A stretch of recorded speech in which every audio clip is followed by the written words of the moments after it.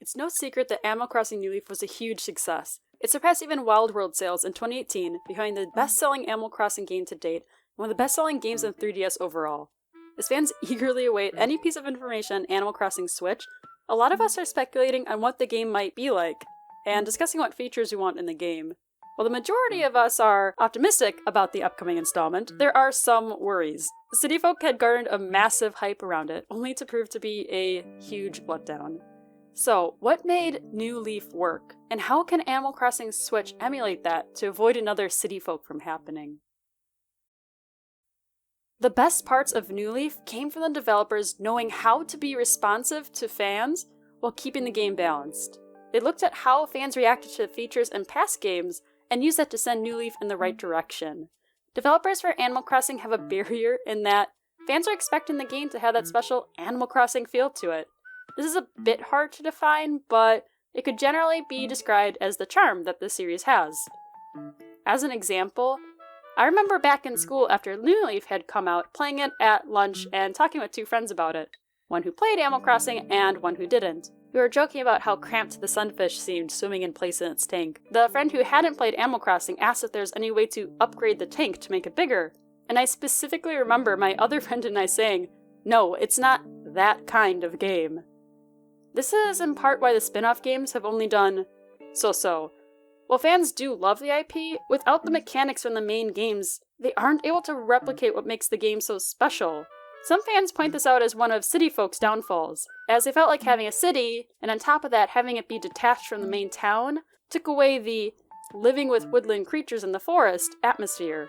The Animal Crossing team had taken the fans wanting the game to be bigger a bit too literally. However, possibly the biggest problem that people had with City Folk is that it was almost like a port of Wild World, in part from it being rushed. Whereas Wild World innovated, City Folk copied, and this led to fans getting bored quickly. While City Folk did introduce some new features that fans enjoyed, they weren't quite fleshed out enough. So, what did New Leaf do? It looked to the earlier games for ideas to keep the special Animal Crossing feel while expanding on what people liked. This is probably most evident in public works projects. City Folk gave players the ability to affect their town by building a new bridge, fountain, and a windmill or lighthouse through the town fund. Fans had eaten up the idea of being able to customize their town, and the developers took this idea and pushed its possibilities in New Leaf. It's worth noting too that before City Folk, town customization hadn't been an option since the Japan-exclusive E+, in which players could buy town decorations from Tom Nook, and some models were even directly used in public works projects. This ended up being a defining trait of New Leaf, and it's thanks to the game improving upon City Folk. Another example of this is how fans had also been asking for the island from the GameCube version to make a comeback. As well, they had liked how the timer in City Folk would count how many fish and bugs people had caught in a certain amount of time, making it so that you could create your own competitions with your friends. New Leaf took these two ideas and bam! Created the island tours. Campsites from GameCube were also a fan favorite, and having them come back with the ability to ask visiting animals to move into your town was a great addition. I could point out so many other cases where New Leaf did this, but I digress. Speaking of which, making Blathers not trap me and tell me how sea urchins have creepy little legs in between their spikes was a good choice. A+ game. Anyways, in this way, the game was able to bring in a lot of new features without upsetting fans about it losing its charm by drawing inspiration from the previous games and taking in direct feedback on what worked and what didn't.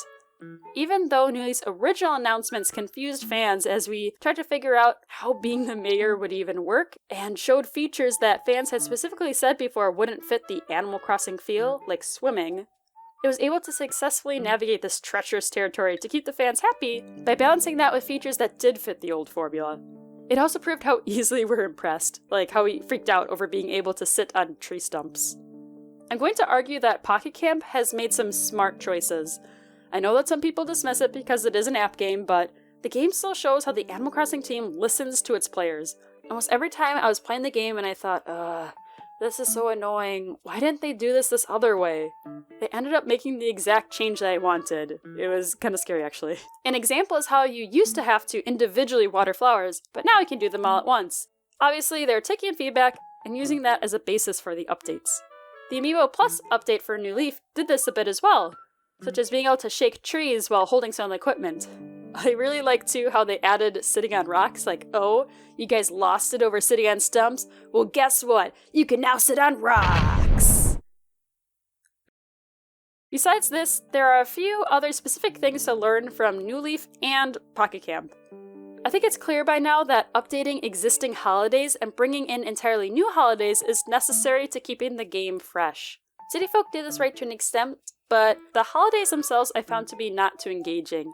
Toy Day in New Leaf is one of my favorite holidays because of how it affects day-to-day gameplay past the day of the event itself. Keeping track of the villagers' hints that they drop throughout December as to what kind of gift they want and figure out what gift goes to who the day of is a lot of fun, and it changes every year as villagers move in and out of my town.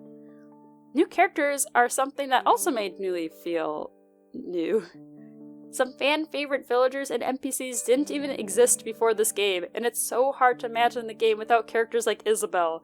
Honestly, if there's a game of just Isabelle talking to me, I'd probably buy it. That's how much I like her. Part of the reason why New Leaf was able to allow for these new characters is how they broke up the roles that NPCs had in older games, such as how Tom Nook used to run the shop, take care of your loan, paint your house, buy things from you, etc, etc.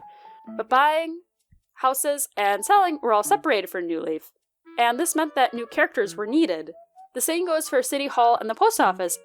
Instead of Pelly and Phyllis fiercely running back and forth, they can focus on getting the mail and DLC items while Isabelle runs the town. One thing that I hope Switch improves, though, is balance when it comes to game difficulty.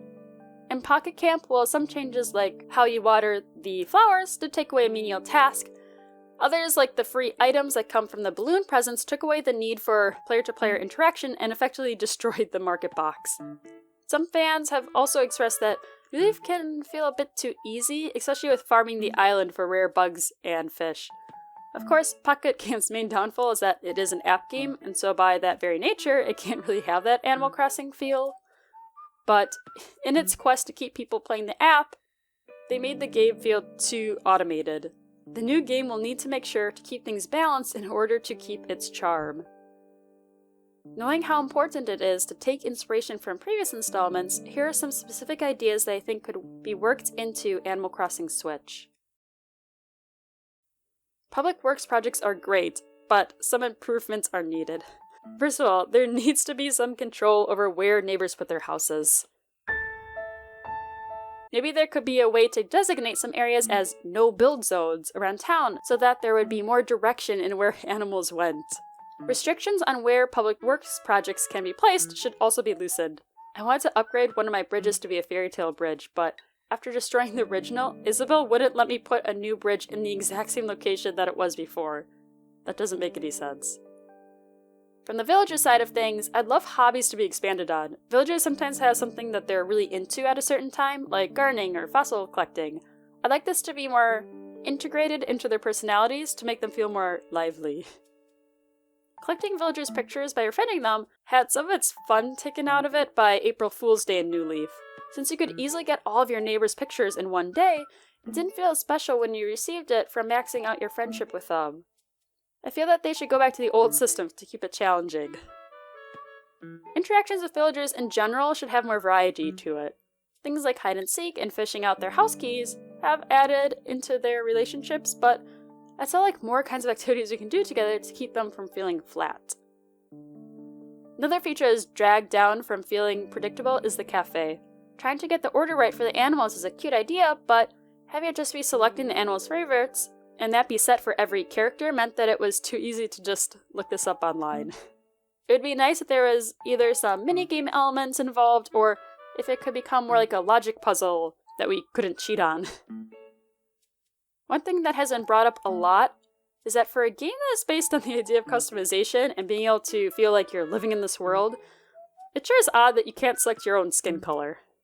And the only way to get darker is either tanning, which is temporary, or wearing a me mask. Happy Home Designer added in being able to select your own skin color, and hope that in Switch there's a combination of straight up picking things out like your skin color, and having some things be determined by the text through talking with Rover or whoever. The auction house in City Folk, where you could bid on items that your friends put up over Wi-Fi, failed because, well, no one ever used it. Seriously, I never found a single item for sale there. Retail did fix this for the most part, by being able to do this with your villagers, as well as friends that directly visit your town, but I'd like to see the ability to do some shopping with friends over Wi-Fi. I think this partially fails in city folk due to the pain of getting to the city in the first place, so I feel that if it was more accessible, it could be a fun feature. Speaking of friends, I'd love sending letters over Wi-Fi to make a comeback from city folk. I understand that Nintendo's wary about personal information being sent around and whatnot, but I really enjoyed being able to send letters from my town to my friends, like invites to a party I was going to have. It'd be fun to be able to send drawings to my friends by using the Switch touchscreen a la Swapdoodle as well. Model homes were a great improvement over the Happy Room Academy model room in City Folk. Getting just one room per month out of your friends, which could even be your own room, wasn't very exciting to say the least. While New Leaf did come up with a great solution with the model homes and dream suites, the problem is that Switch doesn't have Street Pass, although it could get this feature down the road, which means that this needs to be looked at again. My idea is to take a page from Happy Home Designer and have this instead rely on online interaction by being able to look up people's houses, and not just through inputting a code. And, I don't know, just like, let the villagers play with the balls from GameCube. I don't care, whatever. Anyways.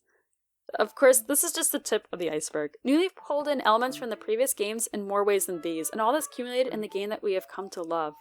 Going forward, we'll have to see how the Animal Crossing team decides to tackle the challenges presented to them, and what new ideas they come up with. No matter what, I'm looking forward to any information that we can get on the latest installment, and I can't wait until we as a community can feel the joy of experiencing a new Animal Crossing game together. Unless if it's Amiibo Festival too.